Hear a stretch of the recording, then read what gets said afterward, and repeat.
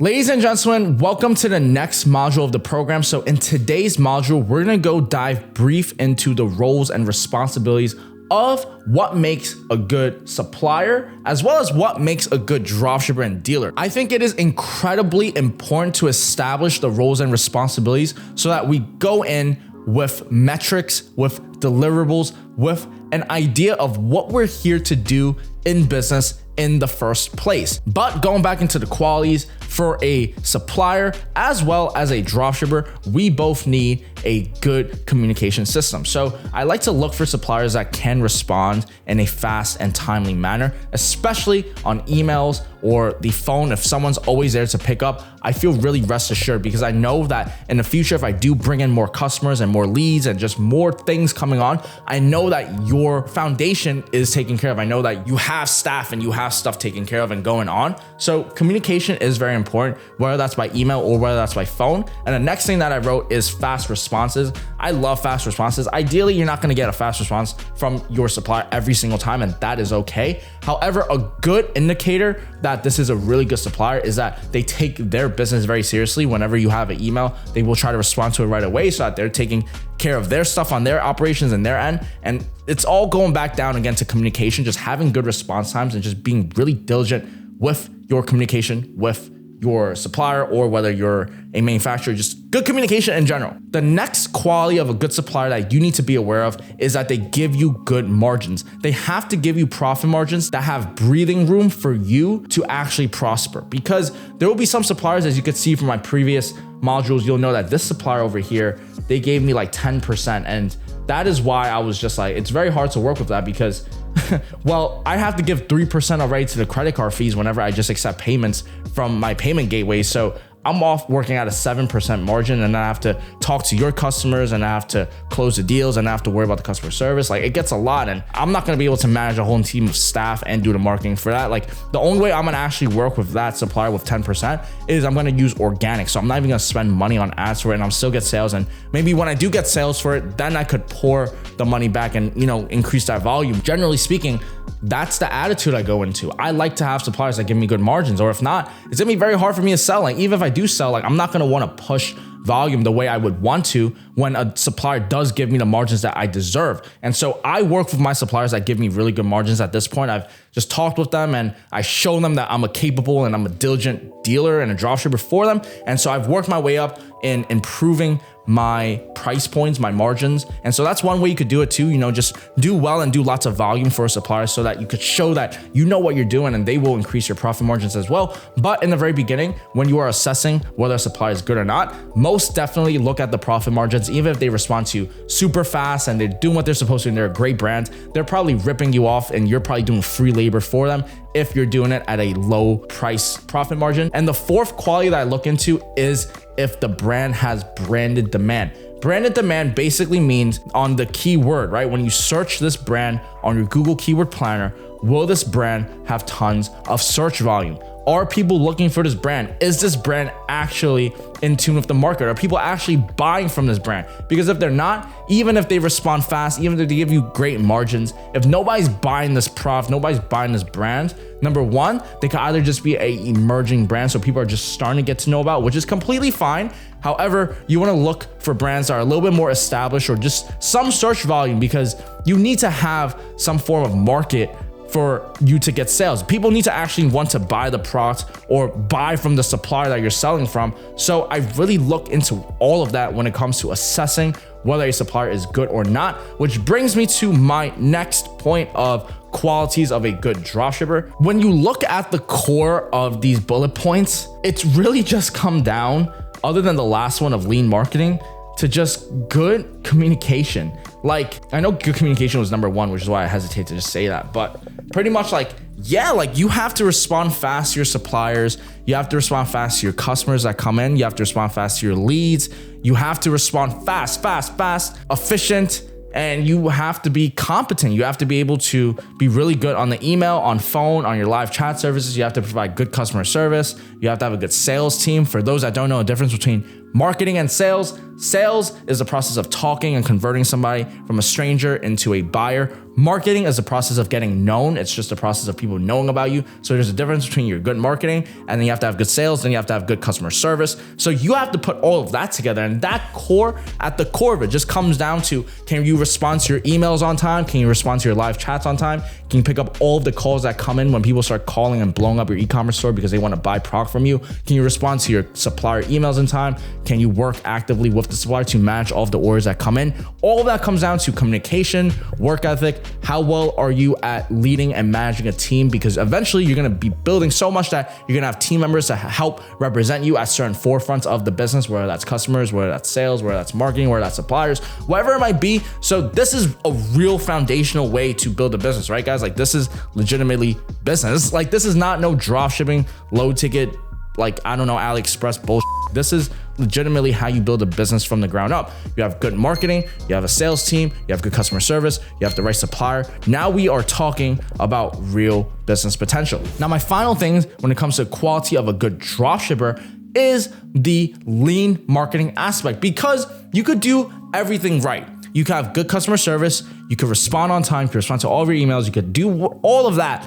But if you don't know how to run ads, which I personally did not until recently, honestly speaking, of lean ads. So it's not just running ads, it's running ads at a profitable rate consistently over time. And I'll tell you guys exactly what I mean by like as of recent. So it's not that I wasn't making money. It was that some months will make better than others, and then other months will kind of decline a little bit, but I'm still doing well, but it's not where I want to be. And I don't know how to scale. I don't know what's going on because I was doing automated bidding. So the only thing I could do was just increase and decrease the prices. We'll go more of that later down in the Google Ads module. But for those that know what automated bidding and manual bidding is, automated bidding is basically you let the algorithm of Google control basically everything with your ads. And then manual bidding is when you could control like your clicks and the cost per clicks, and you could control all of that stuff. And so I switched over to manual, and then I start identifying which keywords are actually giving me money and which keywords are actually wasting my money. I just got really hyper target, really lean, and just understood that every single dollar that I spend on marketing counts. Every single dollar that I spend could go to like a keyword that actually brings me money. But when I'm using like automated marketing, like I don't know where those keywords are going, and it's all in Google's control. And so that's what I mean by lean marketing. It's spending every single penny that you have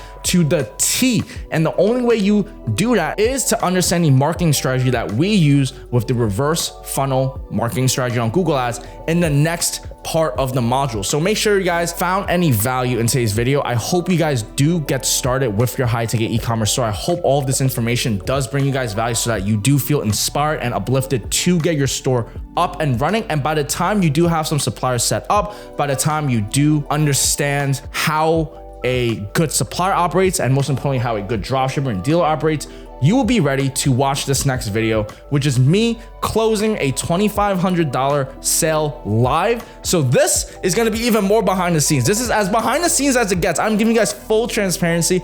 I went and I closed a client on the phone. I shared with you guys some of our call logs, as well as the call logs between me and the supplier for me to make this deal happen. And I documented it both so that you could see the process of me talking to the client, as well as how I was talking with my supplier and how I was making the middleman money in between. And this is how it looks like, guys. This is as foundational and as transparent as it could get. Make sure you guys check this out. Thank you all so much for your time. I really appreciate it. Hope you guys got to this part of this video, and I'll see you guys all in the next one. Peace. Ladies and gentlemen, welcome to the next module of the program. So in today's huge module, we're going to go through suppliers, specifically onboarding suppliers, just helping you figure out how you're going to source out your products, how you're going to find suppliers, how you're going to add their product catalog onto your Shopify store. We're gonna go over all of that in this module that we have today under onboarding suppliers. And so the first thing that we're gonna touch upon is knowing the difference between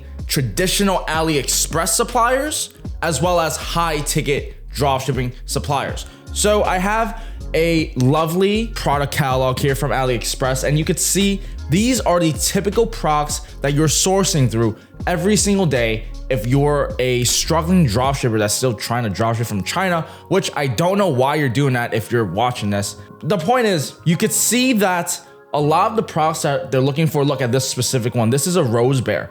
And so there are multiple ways to source out the products. You can either use AliExpress, eBay, or you could find a high ticket supplier. And so I'm just trying to give you examples of how the space works inside the online world. Meaning, when I was going about dropshipping in the very beginning, I was relying on AliExpress, but I didn't know that there was actually a shortcut to it. Meaning, I found the same products on eBay.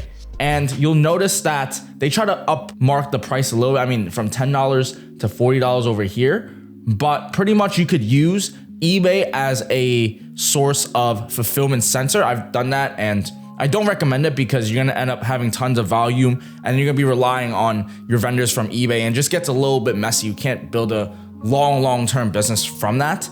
And I'm just showing you guys all of the differentiations between AliExpress suppliers as well as eBay suppliers, as well as high ticket dropshipping suppliers. So to give you guys a quick rundown of how like this goes about, it's as straightforward as it is. You find a supplier anywhere online, anywhere in the digital space, you could find a supplier and you could either use AliExpress, you could use Alibaba, you could use eBay, you could find high ticket dropshipping suppliers. And these are all examples of it. And it's funny because this is a whole entire presentation of my dropshipping career. Like I started off dropshipping like about 5 years ago. The first product that I did get was a rose bear sale. That was the first product that I sold. I think that's why it has a little fond memory for me when I'm bringing up these like presentation images. But I sold a rose bear. That was my very first sale. And that's when I started learning more about like dropshipping and how it worked. And I ran some Facebook ads to it. And it brought me into the realm of learning Google ads. At one point, once I start, not seeing the success I wanted to on Facebook, I was just like, okay, if like I can't get Facebook to work, let me try Google. And then I started playing with Google ads and I started finding products and I was scaling products from AliExpress. And then I realized, wait a minute, I could actually use eBay, Walmart, Lowe's as ways to fulfill my orders. And so there was a period of my time where I scaled a patio heater product on eBay. And I was literally, you see it right here, 95 sold, 3-day shipping, price is $220. I'm marking up to like $549, pretty good. Worked well, but also backfired on me when I had some suppliers kind of just go MIA and I just didn't know how to respond to customer inquiries and there was returns. And the point was from that venture, from using AliExpress and eBay, then that is where I learned about high ticket, and high ticket suppliers look like this. High ticket suppliers are somebody that's maybe selling like this bromic heater, and you could see that these are certain price points, and you could see that these are pretty expensive products. And you might be wondering, why on earth would there be manufacturers and suppliers letting other people like us dropship their product? And so I'm here to tell you that e-commerce is $1 trillion market. It's only growing. Everybody knows that the world is going online, and so do businesses. And many businesses that already have established brands, they have logistics, they have their fulfillment in tune, they're trying to transfer over and come into the e-commerce world. However, they don't understand all of the technology that's continually being innovated every single day. And that is our job, to understand the marketing, the Google ads, to understand how to rank on Google Shopping, Google searching. Again, all of which will be taught in the later modules down. But my point is, there's a gap in the market. And so with huge gaps come business owners like us where we could capitalize on it. There are trillions of dollars in the market for e-commerce. There are tons and tons of manufacturers that want to get into e-commerce, that want to give dealer programs to dropshippers like you, and so that you don't have to rely on the traditional AliExpress suppliers or even sourcing from eBay or finding wholesale supplies for Amazon store, whatever it might be. There are tons of high ticket dropshipping suppliers and the market is only getting started. And I hope you guys find value in today's video. Hopefully that makes sense. And probably the best way to finally recap today's video is just to give you a whole entire example. So let's just go on to AliExpress, eBay. So as you can see, we have the patio heater. And this is actually how I got started into high ticket e-commerce, because I was selling these products for like 500, which is pretty like mid ticket.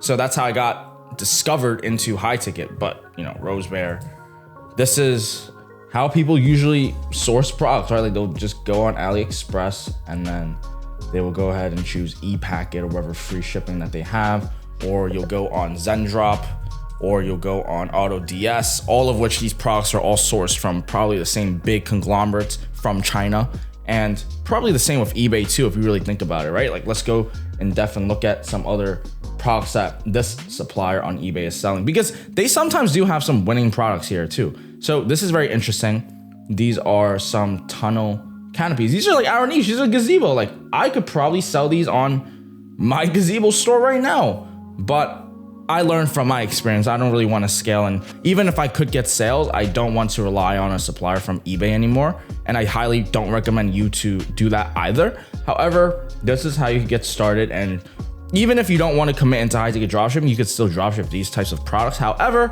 I do recommend a full-on dropshipping supplier. So Bromic Heater was the example that I've given you previously. And this is what it looks like to kind of just source through. These are high ticket dropshipping suppliers. And if you guys want to see me go in live and find and source the information from these high ticket dropshipping suppliers, just keep on watching down the module. I'll see you guys all in the next one. Ladies and gentlemen, welcome to the next module of the program. And so in today's module, we're gonna go over the differences between a manufacturer and a distributor and a dealer. And so when it comes to suppliers, when it comes to the other half of your business, it's very important for you to know the differences between each realms. Meaning a supplier may either be a manufacturer, which is somebody that is manufacturing the product, somebody that's making and creating the product from scratch, or it could be a distributor, which is somebody that's buying the products that were made at wholesale, or it could be for us dealers,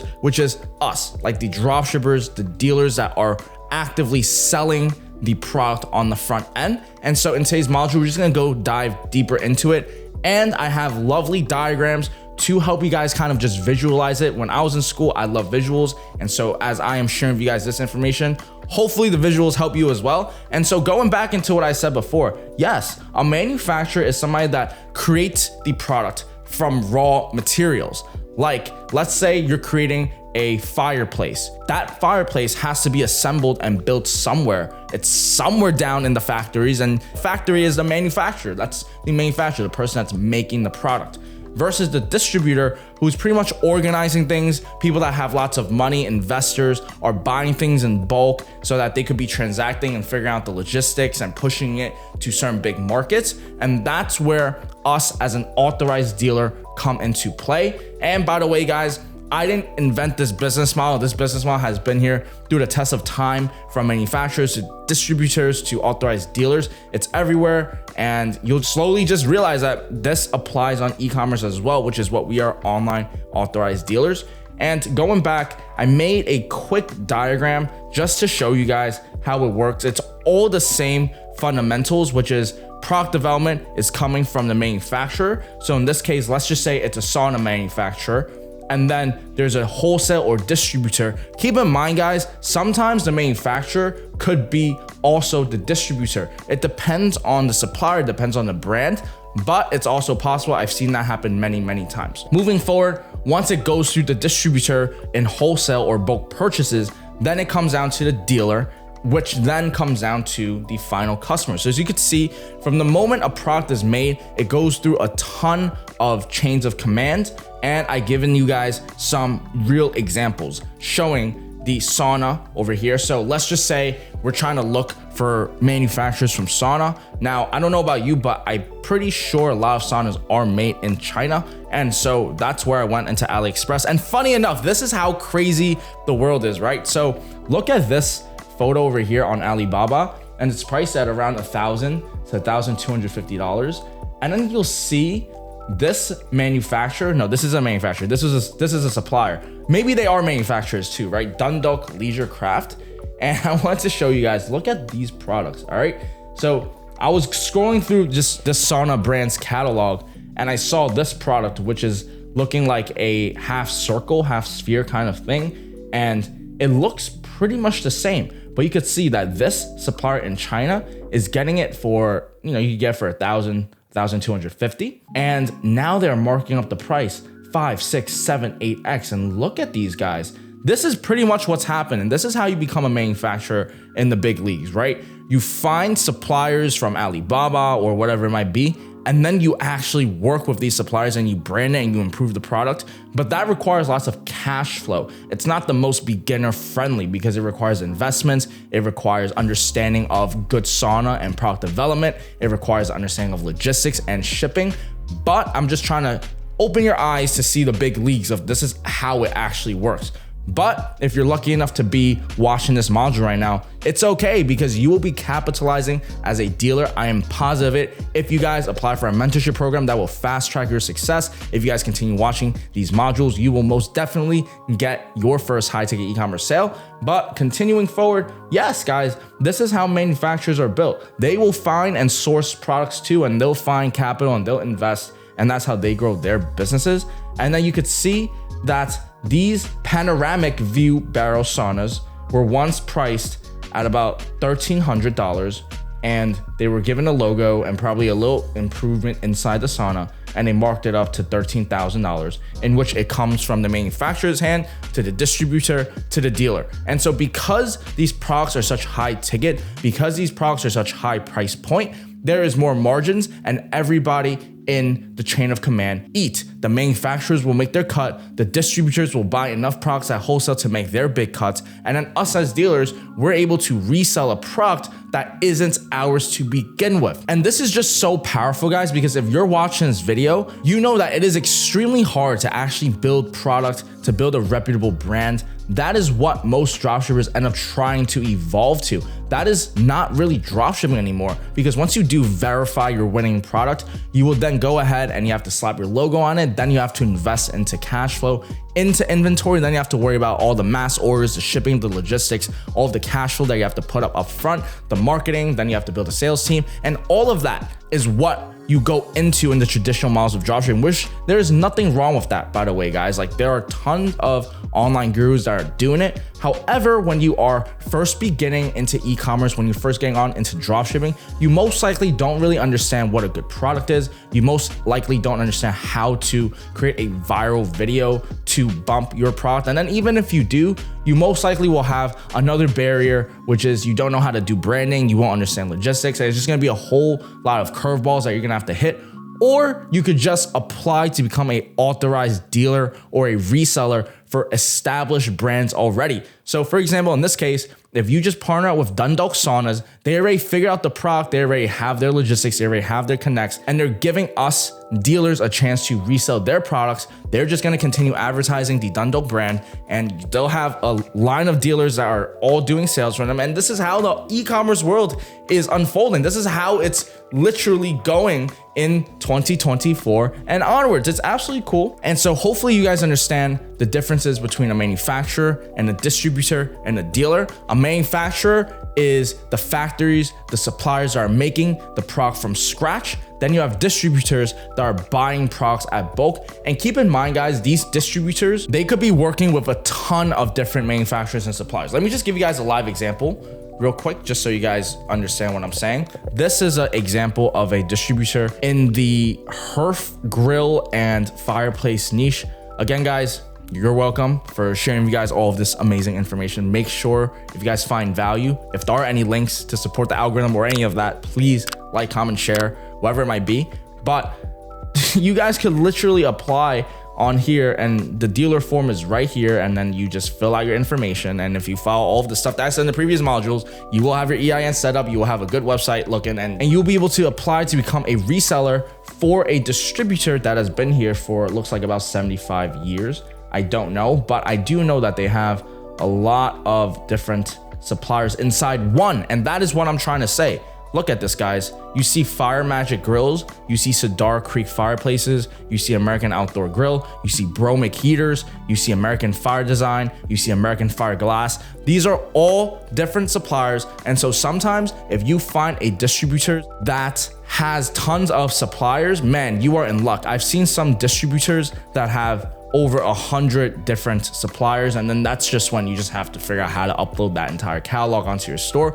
But that's a great problem, right? And so going back into the diagram, that's what a distributor is. And then you have manufacturers. And then finally, we are an authorized dealer for them, meaning we get resale permission. We're able to affiliate for those products. We're able to sell those products on their behalf. We get our cut. We worry about the marketing, we worry about the sales, we worry about the customer service in between the manufacturer and the customer. And this is how the chain of command works in the world of e-commerce. So hopefully you guys found value in today's video. Thank you all so much for your time. I'll see you guys all in the next module. Ladies and gentlemen, in today's module, I am going to go over what you need to know about these reseller programs, what you need to have in your context for going into these dropship programs, and ultimately how you can understand the world of e-commerce. Also, make sure that you watch the previous modules that I explain what a manufacturer and a distributor and a dealer is so that you understand the chain of commands, because in today's video, we're gonna go dive deeper into online dealer programs, specifically just how it works. And so let's just get started, right? I know a lot of you guys coming in to high ticket dropshipping, high ticket e-commerce are going to have the question of why would suppliers, why would manufacturers want other dropshippers to resell their products? Why would they want us inside their businesses? And so the reason is simply because e-commerce is $1 trillion market. So everybody is going online and everybody knows that, including business owners. And a lot of these business manufacturers, they already have so much going on because they're established brands. They have logistics, they have customer service, they have sales, marketing. They're doing all of this already. Now they have to transform all of that into the world of online. Do you know, for somebody that has been established and have done this stuff for the last 10, 20, 30, 40 years, it's very hard for them to just transition. We're small business owners. We could go into business transitioning and adapting, but big giant corporations or just big businesses that have tons of stuff going on, it's not as easy for them to just say, hey, I'm just gonna go into e-commerce, which is why there's a gap between the knowledge of people that know e-commerce and people that don't. And that is the exact reason why we as high ticket e-commerce owners come in to ungap the gap, meaning e-commerce is $1 trillion market. The manufacturer has so much to worry about when it comes to business already. When you're a business, you at the core of it have to understand good product. And so the manufacturer's job is in essence to have good product and worry about the logistics, whether or not they have distributors working with them. And us as a dealer, where we come in, or we're doing the marketing. So we're running the Google ads, the shopping, the search, the discovery, the Pinterest, the Microsoft Bing, the social media. We're doing all of the marketing. We will take over the sales. So whenever we get leads and people that are interested coming to buy from us, we'll have a team to convert these strangers into buyers. And we also take care of the customer service, meaning once we get the order, we'll relay it to the supplier and they'll go ahead and they'll ship it on our behalf. So that is where the symbiotic relationship forms. Supplier worries about product fulfillment as well as the shipping, logistics, and product development. We worry about the sales, marketing, and customer service. Then we put us together, and now you can actually deliver a really good customer journey experience selling high ticket products to strangers amazingly. For a manufacturer, for a distributor, we are an extra sales channel, because at the end of the day, they don't really need to do anything except give us a few papers legally so that we could resell their products. And other than that, they just sit back and wait for customers to come to their door. And so we have to worry about the marketing. We have to worry about, just finding customers and turning them from prospects and strangers into buyers. But from the manufacturer's standpoint, this is a no-brainer. They don't have to add any additional costs to marketing. They don't have to just do anything. They just have to set up a dealer program that give you resale permission. We get our cut. They figure out their numbers on their end, and then they just have to worry about just managing the orders that do come in. So it's like literally a win-win situation. That's why this business model is so powerful. And so there are tons of things that you need to know when it comes to your suppliers. And before we go into that, I just want to mention, I'm just going to keep on pointing it out. If there's one thing you're going to get from my modules, guys, if there's just one takeaway you guys watch, you guys could forget everything that I share with you guys, all of the information I share with you guys on how to succeed in high ticket e-commerce and make your first high ticket sale. It is that customer service is key. If there's one takeaway that you could get from all of my videos, is that you care about your fulfillment. You take care of one customer so that you can take care of many. And that's the core pillar that I am going to stand upon, which is that good customer service requires a good product. It requires fast and communicative delivery times, and it also requires a good middleman to bridge between the manufacturer and the customer. It's a whole entire process, And truthfully speaking, I don't believe every single manufacturer could do it on their own. And just like how dropshippers need manufacturers, we both need each other. So we might as well all work together as one. So imagine you guys going into your supplier meetings and coming off understanding you're actually coming in to solve a problem for you all. We're gonna build and create a new sales channel for you guys. Pretty much just give us permission to resell our products. We'll do the catalog. We will worry about this e-commerce stuff. And it's almost like a win-win situation. So hopefully you guys understand that, and hopefully that will help you when it comes to acquiring more suppliers for your e-commerce store. And so there are tons of keywords that I need to share with you guys today. So make sure you guys either write this down for future reference, or if you guys need access to this Notion, just let me know. And basically MAP stands for minimum advertising price. Minimum advertising price is what is used to go against price wars. I know a lot of you guys coming into dropshipping are thinking, well, Marcus, I want to go into dropshipping, but I'm worried, like, what if I do get these suppliers and I do work with these vendors that are giving us products to resell, but we have other people just undercutting us on price, or like, how do pricing and promotions, all of that stuff work? Totally understandable. So there's something known as MAP policy. MAP policy stands for minimum advertising price, which basically means you can't go below a certain price point.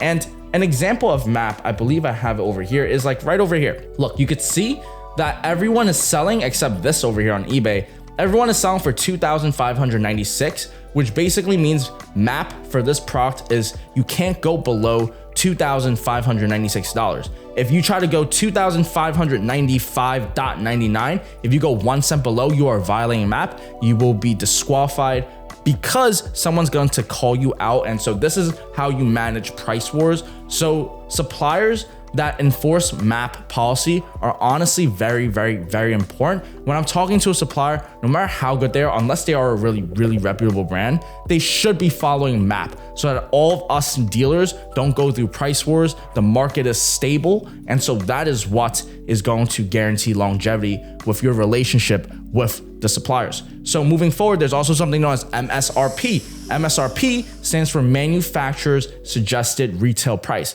This is basically the price that the manufacturers believe is what the product should be worth. Let's say a Sunray sauna is MSRP at $4,399, but the MAP was $2,700. That means that although they thought the product was worth $4,000, it actually resulted back into just pricing it at around $2,700 because that's where the market found fit for that product. And so that's just the difference between MSRP and MAP. Usually speaking, MAP is going to be below the MSRP price. And so the next term that I want you guys to be familiar with is SKU, SKU, which stands for stock keeping unit. It's exactly how you identify a product. When you go up to any retail storefront, any storefront, even if it's online, digital, there's going to be a code or whatever identifier might be to identify the product. In our case, in online, in the e-commerce world, this is known as a SKU, stock keeping unit, which is very parallel to what is a GTIN or a UPC, which basically stands for Universal Product Code, which is basically what it sounds like, a product code that is universal. So everybody knows that this is the specific identifier for that product. And so that is in essence how you identify any product, so that it's all for organizational purposes. And I'll show you guys more examples of what a SKU and GTIN is as we go later down, but just know that SKU and GTIN is a way for you to identify the products that you're selling, because if you know what product you're selling, you're going to be able to identify that with the algorithm, so the algorithms know what you're selling, just put it into the right proper audience. Also, you have to make sure that your supplier has inventory, or they share with you their inventory reports, as well as give you all of the pricing promotions, because sometimes you might realize that a promotion brings down the pricing of a certain product, so because the product's going on promotion. So you're not violating MAP if you go below a certain price point, if there is a promotion for that month for your supplier. So it's very important for you to know and be aware about the promotions that are going on. But I want to give you guys just so much value and share with you guys one of the product catalog sheets that I've been given from one of my suppliers. And so it literally explains it all in here. Like, this is what it looks like in real time, guys. I cannot be more transparent, which is they'll tell you the MSRP. So you could see they thought this product was worth $2,997. It ended up going for $1,998. And the suggested retail that you should put is going to be $2,098. So they're suggesting you put it here. You can't go below this point. And these Ys are your top sellers. Now, these are very important, especially if a supplier gives you their best sellers, because these are really good marketing information for us to apply in our Google ads. Because basically in the world of Google, we could spend a little bit more or put more attention and energy into products that are the best sellers of the brands. Why would we want to do that? Because if the supplier is telling us that is one of the most sellable products in their catalog, you're gonna go and put more marketing into it, right? If you knew how to spend more money and you knew how to allocate budget, you're most certainly not going to just put it all equal. You're going to allocate to the products that you know are selling the best. You're gonna go and compete in those best sellers. And so that's why it's very important for your supplier to tell you that. It's not mandatory, but I usually go and I like to ask my suppliers what their best sellers are, so I do understand their catalog. And so this just helps a lot with the marketing and the Google ads later down the line. Of course, guys, if you guys don't know, you could target specific product, you could target the specific SKU of a supplier if you follow our lean Google ads. So just make sure you continue watching through the entire program to learn more about that. This is our cost. So you could see, even if we sell it for $19.98, there's about a $600 to $700 price difference, which is pretty much going to be our profit margin. I don't know if this includes the shipping or not, but sometimes they do include it, sometimes they don't. It depends on the supplier. But you can even see on this $3,500 product, we have about a $1,000 playroom to sell at, but they suggested for us to sell at $5,300, which is ridiculous because that's like 1.5x this price. But moving forward, that's how you break down. And this is kind of what catalogs look like.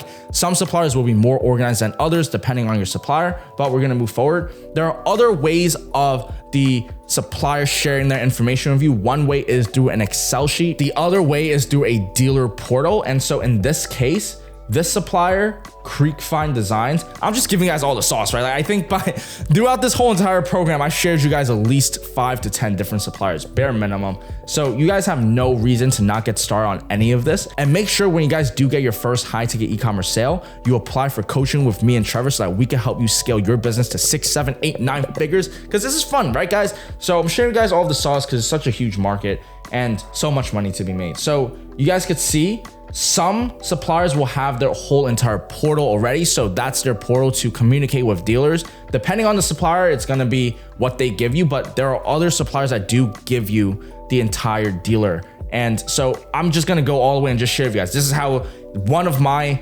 portals look like. So we sell it at MAP for $1,349. And you can see the price in red is the price that I get it for. So let's say I sold a product for $5,599. That was MAP pricing, and my margin was about $1,100 profit for this one order. And the same goes for here, $13.99, and then you minus 111. So you could see that this is how it looks like. You go into the dealer portal, and then they'll give you certain discounts off the specific product that you just sold, and then you just buy it and place the order, give them the information, and then boom, like you just got the sale, like cha-ching. And so these are examples of MAP. We already went through that before. And now this is an example of a SKU. So a SKU, again, stock keeping unit. This is how you identify the SKU. Most of the time on the sheet or on the dealer portal, they're going to give you the SKU. You're gonna know which products is what price point. Like that's their job to give it to you. And then once they do give it to you, your job is to upload it onto your Shopify store. And so I like to have very organized on my platform now. I used to be a little bit more unorganized. I'm a little bit more organized now. And so I like to include the price that I get for the item, the cost. I like to include the profit. I like to put in the SKUs. I even go out of my way to find the GTIN, which is found on UP Site MD. So UP Site MD is a way for you to look up the specific identifier for your product. So let's say in this case, we're looking for the SKU, which is HL100K. And then you will see different GTINs for it. Like you see this number, this blue number over here, that is going to be your GTIN that you would put into here. And so I just have all of this organized on my Shopify dashboard for all of these products. And you guys could see this is very clean, it's organized, and it's come through years of experience, honestly speaking. And so hopefully you guys find value in today's module. Let me know if this makes sense. Let me know if you guys have any questions, and I'll see you guys all in the next one. Ladies and gentlemen, welcome to the next module of the program. So in today's video, I'm gonna dive in depth on how to find suppliers. Now, I know you guys watch the module right before this, because if you haven't, get your ass there and watch it, because you need to watch those to understand what I'm about to share with you in today's video of finding suppliers. First thing you need to do is pick a niche. So if you're watching this video, you don't have a niche, yeah, you could watch it for a little bit of background, but I highly recommend go back to watch the first one on how to find a niche. And now you will know, once you have a niche, on how to find your suppliers. And so the first thing that we do when we go and find suppliers is, if you're still lost, you still don't know what niche you're doing, or you're kind of still iffy, you're playing around with it, the easiest way you could do it is just verify by finding suppliers. And so how you'll find suppliers is, we're gonna go to wayfair.com. So I'm gonna go onto Wayfair over here. And then I'm gonna go and target into the outdoor niche. We're gonna go into gazebos. So gazebos is another backyard product you could look into. So the backyard niche, that's a potential niche. So what you're gonna do is you're gonna toggle these, and you just notice what we're basically doing between Google, Wayfair, and all that stuff is just toggling into the pricing filters. And then you'll see that we have Gazebo Penguin, Soul 72 Outdoor, Yardistry. You'll see that Wayfair is not selling Wayfair brands. They are selling other branded products and labeling it on the Wayfair website. But in essence, Wayfair is a high ticket dropshipper. Of course, they probably have inventory now, now that they're more 9-10 figure established. But the key is the fundamentals are the same, which is these are suppliers that you could search up. So what I'll do is I'll go on this random one, which is Creekvine, and I'll search Creekvine Designs Gazebo. And so you could see the first step into finding potential niches is by going onto Wayfair, looking into these suppliers. So I have Creekvine, Yardistry, and then I also have, let's see, this says Sunjoy, Canopia. So what do I see here? So I see a ton of dropshipping suppliers that I could reach out to. So Sunjoy, we have Yardistry Structures, we have Creekvine Designs, and we have 5 suppliers that we could reach out to. And look at this, dealer inquiry, authorized dealer login. So guys, what am I trying to say? I just found a supplier just like that for you guys right now. So we're just gonna go and look through all of these suppliers right now, but keep in mind guys, just for your information, like the reason why it's so straightforward for me is because I have been doing this for a very long time. And the way I got started is because I scaled a low ticket dropshipping store from China really hard. I got super up in the skies. Like I was just arrogant, dumb, stupid.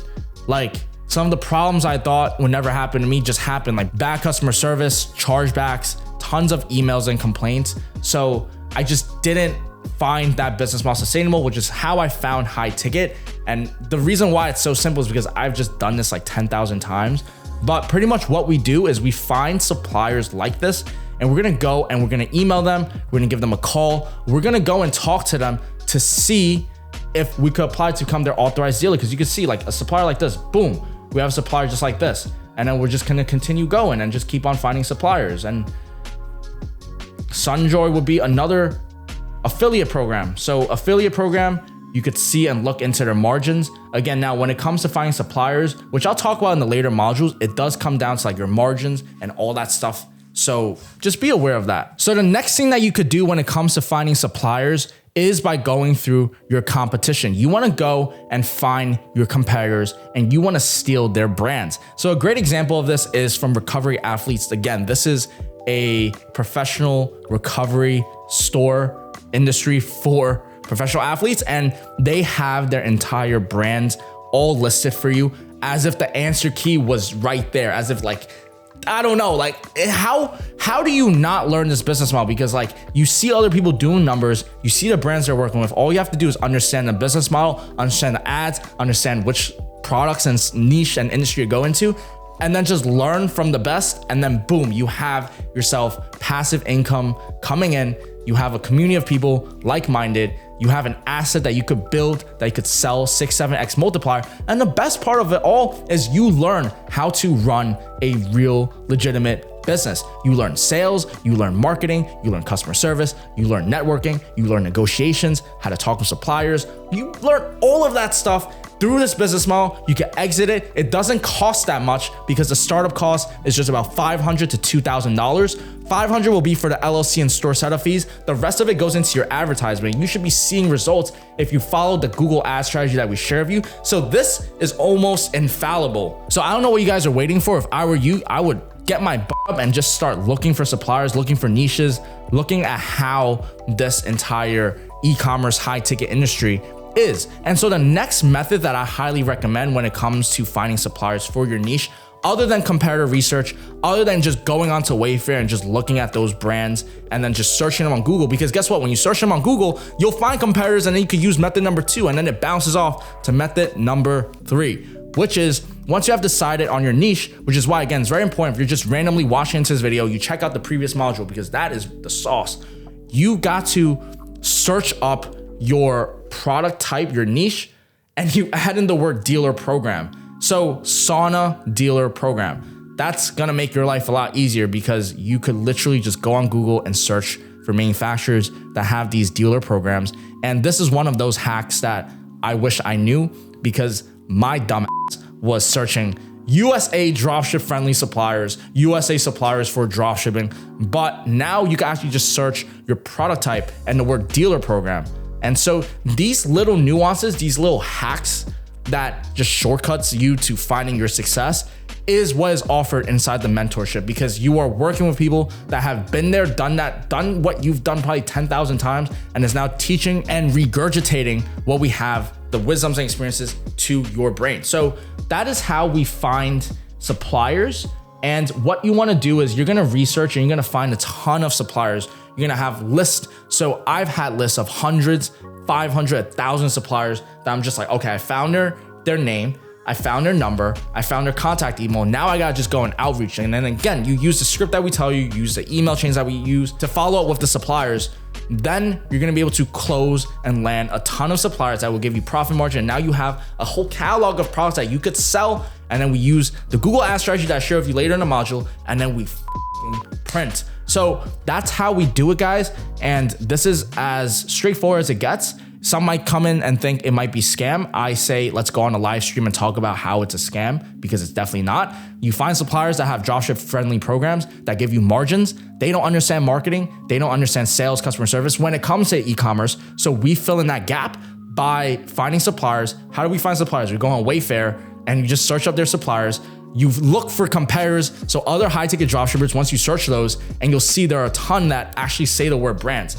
Again, like there are literally high ticket e-commerce dropshipping stores that will have on their menu catalog brands, just like Recovery for Athletes over here where I highlighted in yellow. They have a brand section and they will tell you, because when you're advertising for these brands, when you're an authorized dealer, you're gonna want your customers to know your brand. So you kind of have to play it, and that's where competitors could come in and kind of snipe it. So that's one way. And then afterwards, you just plug in your niche and add the words dealer program. And then you'll see all of these suppliers that have dropship programs that are ready for you to resell their products. So again, guys, how is this not lucrative? Like, how is this so untapped? I don't know, but I do know that I will help fast track your success if you do enroll and apply for our mentorship program. So that's it for today's video, guys. Thank you so much for your time. We'll talk soon. Ladies and gentlemen, welcome to the next program of today's modules. Right now, we are going to go over these scripts for our suppliers. So pretty much we're just going to go through some of the email scripts and what I like to say when I'm going and reaching out to a supplier via the phone. So there's 2 ways for you to outreach on suppliers. You could either call them or you could email them. So there's 2 ways to do it. And that's exactly what we look for when we are sourcing these suppliers. When we're sourcing their information, we are looking for their phone number and their email for us to reach out to them. I will explain more about this in the supplier acquisition module. So don't worry, we're just gonna go briefly into this topic because I know you guys are looking into product sourcing. You're probably thinking, okay, Marcus, but like, what do I sell? I know a niche, but like, how do I find suppliers? So we have a whole entire module about that. So you don't have to worry. I'm just going to touch up briefly so you could kind of understand what to expect. But again, this is going to be a high level overview. Again, there's going to be more in the supplier acquisition module. So over here, I'm going to click this Google Doc. And by the way, guys, if you want access to this Notion doc, feel free to just let me know and we'll get you sorted with that. But in terms of your calling script, you want to call every 1 to 2 days. I mean, everything is quite straightforward here, right? You want to call all the people on your list. Again, I will show you how to make your list in the supplier acquisitions module. And you want to have goals when you're talking to them. You want to have a script. This one is Trevor's. I'm about to share with you mine. And by the way, for those that don't know, Trevor is my business partner in high ticket e-commerce. He's also part of Peak Flow. And together we run the coaching business to help any student get to $30,000 in a month in 24 weeks, or we'll work with you for free. And so he's my business partner. And he also has a free course that he shared with the entire world just like this. And so the reason why we're doing this is because there are more than one way to the top of the mountain. And so the way I explain something and the way he explains it will give you the best comprehension possible for you to get the best success with high ticket e-commerce. So, just share some love by like, comment, subscribing for the algorithm at any time, and just use our affiliate links. That'd be the best way to just really continue or help me and Trevor continue our, high ticket YouTube journey. So anyways, this is the script that he uses. I'm not going to read it because you could go and read that, but there are some things that I want to go about, which is the email template. So this is a solid email template. I'll tell you why. You want to first start off immediately by telling them that you want to build a relationship with them. Just go straight to the point when it comes to emailing suppliers. Everybody, all these businesses, everybody in general has emails all the time. So you just want to go straight to the point with the email. I want to build a supplier relationship with you. And you tell them, listen, I love your line of products. Maybe you like gazebos, you're in the gazebo niche. Hey, I really like your gazebo products. I think they're a fantastic addition to our store. And we're looking to send you 30 orders per month. And we have advertising campaigns. Let's see if we could build something together. So the idea of this is just straight going into telling them, we found an interest in your line of products and we want to go ahead and see if we could sell them. We want to go ahead and push them. And from their standpoint, all you're doing is you're getting a cut when you make a sale for them. So you're pretty much, in essence, creating a whole entire sales channel for these suppliers, meaning they don't have to spend extra money on any advertisements. They don't have to do anything. They just have to give you a few documents for you to sign so you could become an authorized dealer for them. And once you obtain that, you could go ahead and resell their products, make your cut, and become a extra addition sales channel for them. So for them, it's like really nothing to lose. And that's our proposition. For those that don't know, high ticket dropshipping requires two parties. Party one is the supplier, the person that's making the product, but part two is actually going to be the marketing, the customer service, the sales. And that's where we as a dropshipper can fulfill and manage. And that's why it's like a symbiotic relationship between the two parties. And that's why I love high ticket dropshipping, because I don't need to worry about product or logistics or inventory or cash flow to stock up my product, which is what I know all dropshippers go through. Like, even if you find a winning product, you start making sales, you're gonna have to invest into inventory, you have to build a brand, influencers, logistics. And so that is, one of the things we don't have to worry about with high ticket dropshipping. The supplier is gonna worry about the product and the logistic. We worry about the marketing, sales, and customer service. But going back into here, go straight into point. You have a few follow-up emails depending on what you feel works best with the supplier. This is a kind of a question that I can't just give you like a one go with following up. You have to know your timing. Maybe if the supplier hasn't responded for a few days, then you could go hit them with another follow-up. And then if they do respond, then you'll just talk to them. But then if they don't respond, you have to do another follow-up. So it's hard for me to give you a straight definitive answer. So I hope that helps you a little bit in terms of when to do follow-ups. Just follow up like a regular human being. Don't be too annoying, but also have urgency. So when it comes to calling suppliers, that is where I know a lot of you guys get caught up on because you just never done it before. And I totally understand. When I first started off calling suppliers, I was quite nervous. I didn't know what to say. I didn't know how to say it. And so I went through lots of rejections, which you are probably going to go through. If I'm going to sit here and just be honest with you, you will probably get a lot of no's before you get some yeses. But that's okay, because the repetitions will come and you'll be surprised at how far and how good you'll become with calling suppliers as you just do more repetition. And so my advice to you when you do start calling suppliers is I highly recommend you just make a list, right? Spend like a week. If you're gonna plan to call suppliers, just spend a week to do the pre-homework. The pre-homework is you have a list of suppliers with their names, their numbers, and their emails, and then like a notes section. And then you pretty much, one day you just get ready. Like once you have that list ready, like 100 suppliers, just call. Because you don't want to get into a cycle of just finding suppliers and calling them and do it batch by batch. I find it works best when you just have a huge ton and just work like that. But my point is, every 100 supplier, you could expect to find maybe 2 or 3 gems. And I'm not trying to discourage you here, but if I'm being honest, when it comes to high ticket dropshipping, there are, yes, a lot of suppliers that will have dropship friendly programs and they will allow you to resell and you can test, and you might be able to find your winning supplier on your first try. Totally possible. My winning supplier, I actually found on like my 5th try, but I also continue working around that niche and I continue finding more suppliers. And that's what I meant when I said I found like 2-3 gems. But you might get lucky and hit your first winning supplier on like your first call and the first one. Because what makes a good supplier, and I'll go more about this later in the modules, is that number 1, they're communicative, and number 2, their products sell. And so if you're able to capitalize on these two, in terms of what we do, in terms of the marketing, in terms of the sales, that shouldn't be too hard for you to beat other high ticket dropshippers. And what I'm trying to say is basically, you'll have lots of suppliers that you can work with. You'll just learn later down the line, if you do continue with the business model, it's like, oh wow, like this supplier is good, this supplier is good, but this supplier is like really good. And this supplier is like, I'd be milking. So you want to find suppliers like that, right? You'll make sales with any high ticket dropshipping supplier, but the key is to make it at a profitable, like juicy money making way, so that, it's just worthwhile for business. You want to grow and work into the things that work the best. But going back into the calling, so I know the best way for me to explain how the call flows is just simply by giving you live demonstrations. So I went out of my way in the past to film me closing suppliers for this high ticket e-commerce store. And I know, right? Like I'm giving you guys all the sauce. Just make sure you check out this Notion document because that's where the video is at.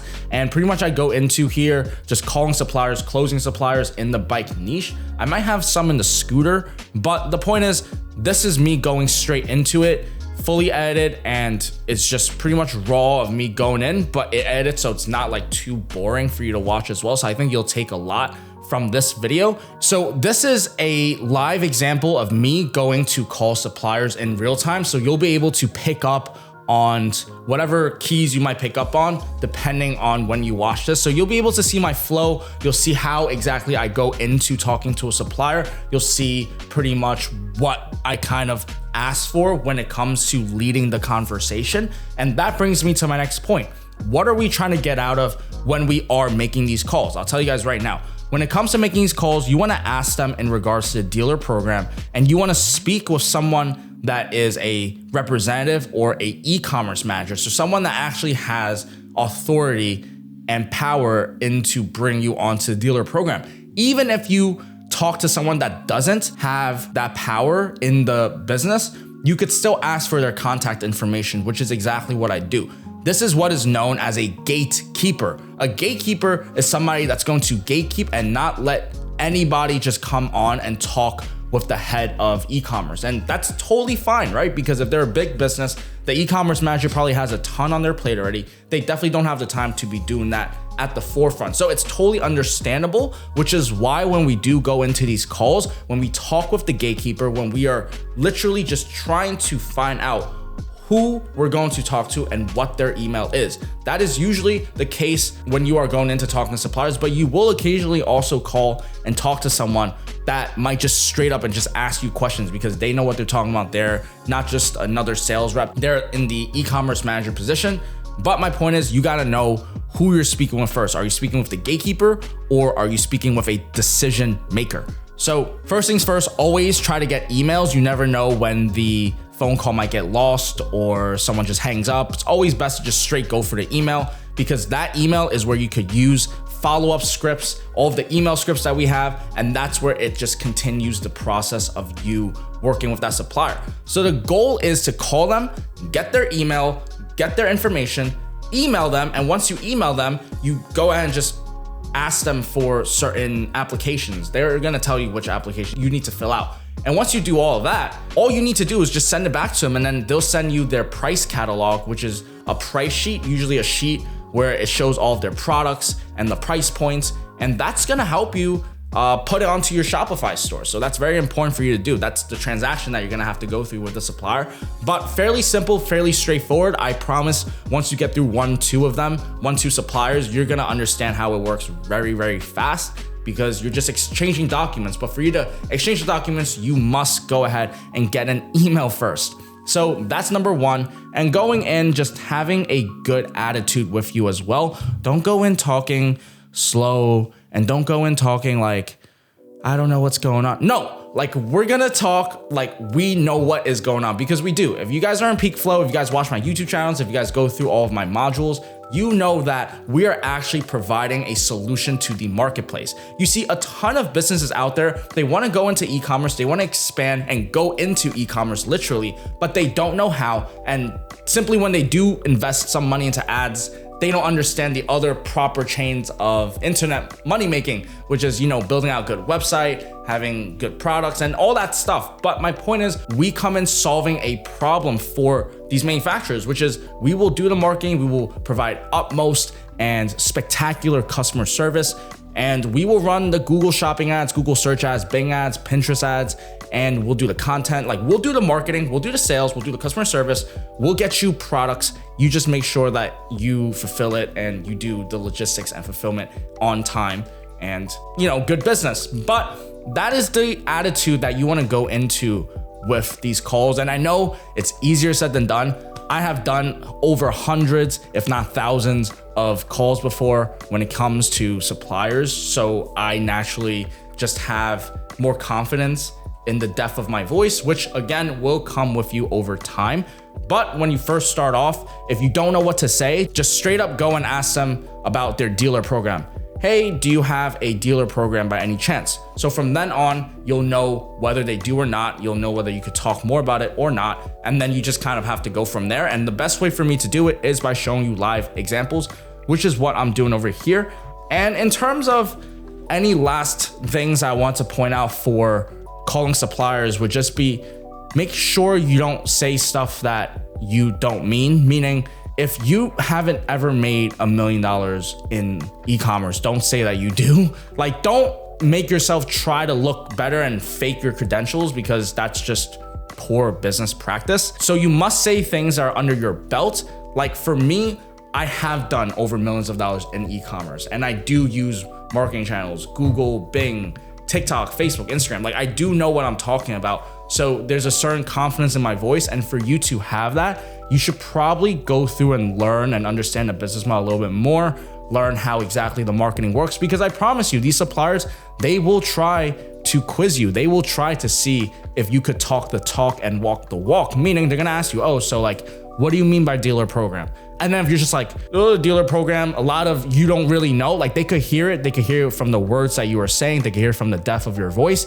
You must make sure that you know what you're saying. Once you kind of start doing the reps, you'll know what kind of questions they ask. They always ask you like, how did you find us? Or what do you think you could bring to our business? And then that's where you kind of go into the pitch of telling them like, we could help generate you tons and tons of orders every single month. We're doing X, Y, and Z inside X, Y, and Z niche already. And we wanted to expand our e-commerce channels into your specific industry and just kind of help build a connection with the customers in this industry. Something like that I just made on top of my head. But my point is, when it comes to supplier calling, not only have we given you some live call examples, not only have we given you some more scripts, I just need you at this point to just rewatch this content and just do some reps. If you do have any problems, questions, you can ask us in our school community. So we have an entire school group. You might be in this right now, I don't know.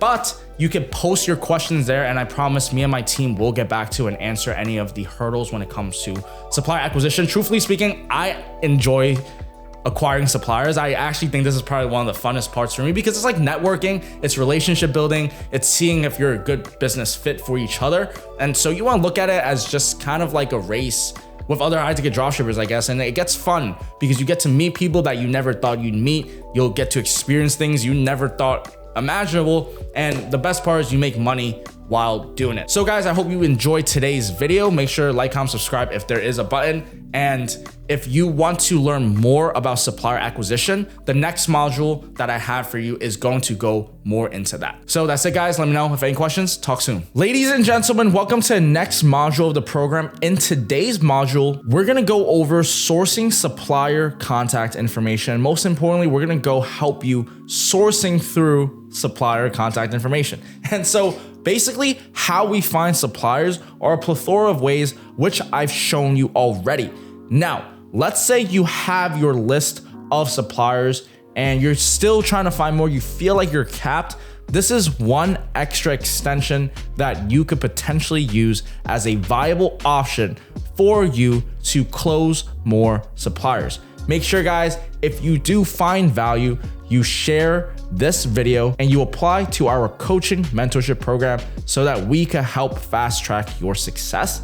And so pretty much these are the ways you find more suppliers. So you can either use scraping sites like Apollo, you can use LinkedIn, Hunter.io, and Snob.io. So like these are tools to help you find the decision makers' information. So a lot of times you might come across a supplier, let's say it's Bromic Heating, and they don't necessarily just have an entire dealer program that they're advertising for. And you know that Bromic Heating is quite large. It's probably a big corporation and they're huge established people. And so how do you find the decision makers of this brand? And so what I would do is I would first look through their social media, see what's going on, and see how their social media is doing. As you could see, they're getting some views here and there, like they're here, but it could be better.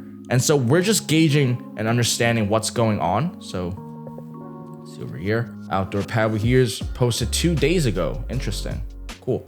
All right, and so the next thing that we need to do is go ahead and check out their LinkedIn. So I actually like to use LinkedIn to search and find people in my niche. So let's say we're on Bromic Heating. You can see they're posting regularly and there are people that are reposting it. They don't have the craziest growth, but if you see, you could see Bromic Group. So Bromic Group, international leader in design, manufacture, and distribution of a diverse range of quality engineered products. So Bromic Group sounds like a distributor or something of the Bromic Heating. So it's cool. Now you get to see insights. One recent senior management hire, Peter Abraham. Boom. Hey, what's up, Peter? I noticed that you were part of Bromic Heating Group and I was very interested in applying for a dealer program. I would love to be connected with somebody from e-commerce and would just love to see if we could connect together for future potential opportunities. So you could use LinkedIn as a really good potential source for your supplier acquisition. I highly recommend it, especially if you find big brands that might not have a decision maker on your first point of contact. And plus the gatekeeper, which is the person that comes on the line, whether that's a sales rep or just somebody at the support desk, they're not gonna give you the decision maker's email. They're just not gonna go out of their way and just give everybody information just because you asked for it. And so a great way for you to connect with the people that are higher into the chain of command is for you to utilize these tools such as Apollo.io, as well as LinkedIn and Snove.io and Hunter.io. Personally, I really recommend using LinkedIn, but you could use these other scrape tools for you to find the emails and continue your future endeavors with these suppliers' information. And so the level of importance when it comes to speaking to these people is as follows. Obviously, you want to go first into the sales director. That is the person that is directing the chain of command inside the sales and marketing program. So you want to go for a sales director. However, let's say you can't get in tune with the sales director, which will then lead you into the marketing director. You could go find somebody that's in charge of marketing and pretty much somebody that just understands the language that we're talking, right, guys? Not everybody's going to understand e-commerce. Not everybody's going to understand marketing, sales, and not everybody's just going to be able to assist you. That's why it's just very important for you to know and understand how to dissect the people that you are looking for when you are applying to become an authorized reseller. So next in line will be head of e-commerce. Ideally, any of these will work, whether you are trying to talk to the director of sales or the director of marketing or the director of e-commerce. You want to look for someone that actually has the power to bring you on to their business, to bring you onto the dealer program, and for you to obtain what you need, which is the catalog, as well as the pricing and the SKU and the inventory and the promotions,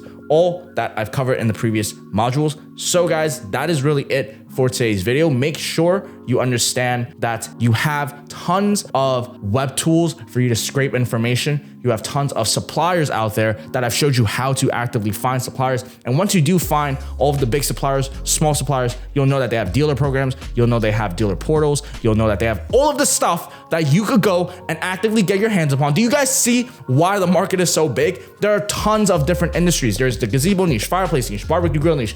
All of these niches and all of these suppliers have all of these different programs. You see why the market is so big, and that's why I'm sharing you guys this information today. And so hopefully you guys find value in today's video. Make sure you guys do what you have to, which is get started on your high ticket e-commerce store. I hope this message finds you well. I hope it brings you urgency. I hope you understand how big and how vast the land of opportunity really upon us. And I hope you guys have a great day. See you guys on the next one. Peace. Ladies and gentlemen, welcome to the next module of the program. So in today's module, we're gonna go over exactly how it is to outreach to our suppliers.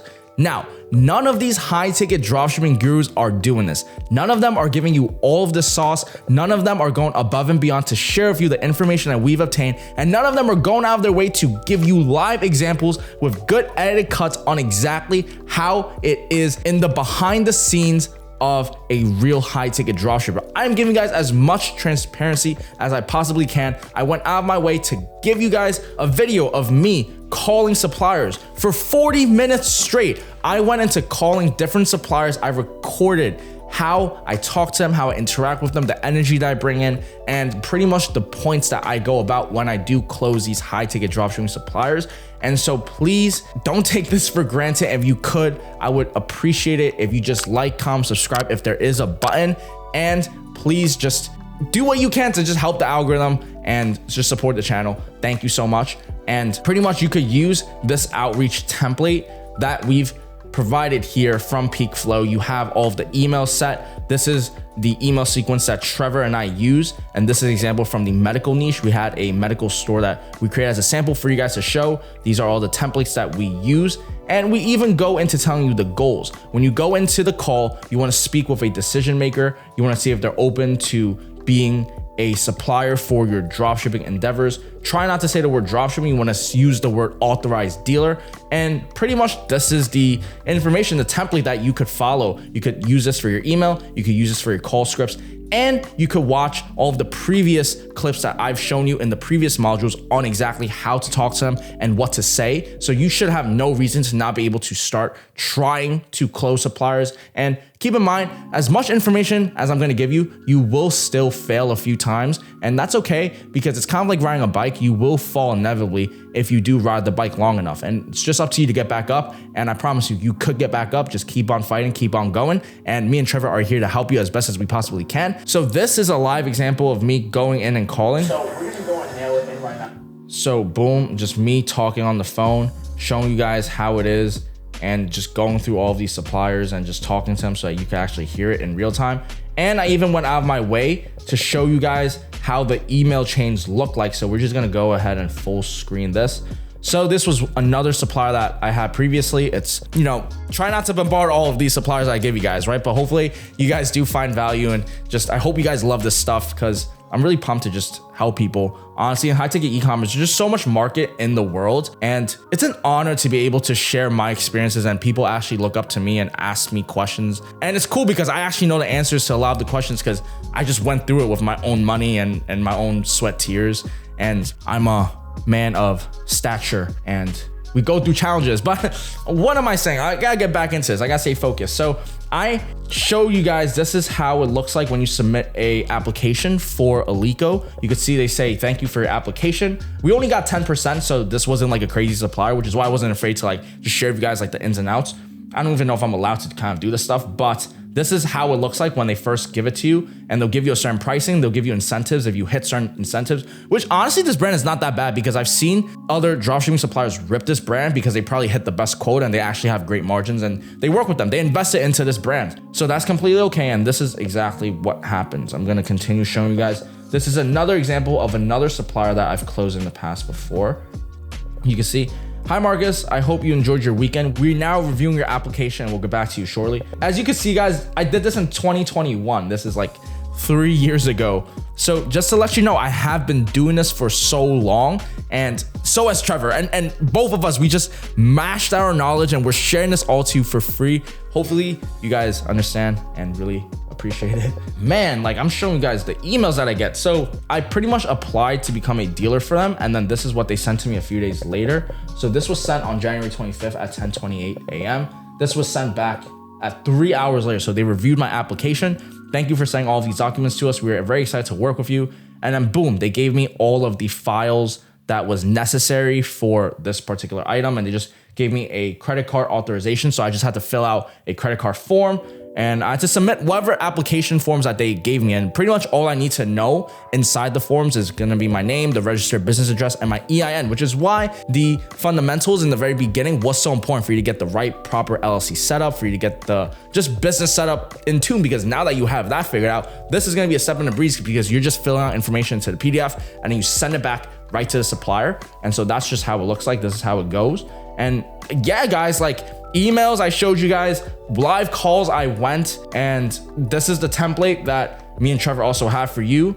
You should be able to go ahead and call your supplier. You should have no excuse to not be able to. The only thing you probably need to do at this point is just get your reps in, and then you need somebody to be able to critique and just tell you what you might have said right or what you might have said wrong. And that is where mentorship and just buying experience really comes into play. But honestly speaking, you could still close suppliers without having like a mentor, and you could still do it. So you have no reason to not get started. I hope you guys find value in this information, from the emails to the videos to the outreach template. You guys definitely have the information you need to close your suppliers. So I hope you guys find value. Make sure you guys take this seriously. Don't be lazy. Get started on creating your list of suppliers, get started on calling them and just doing the reps. And I promise you, you're gonna find your voice, you're gonna find your own internal script to talk with these suppliers, and you're gonna absolutely kill it, guys. Thank you all so much for your time. I'll see you guys all in the next video.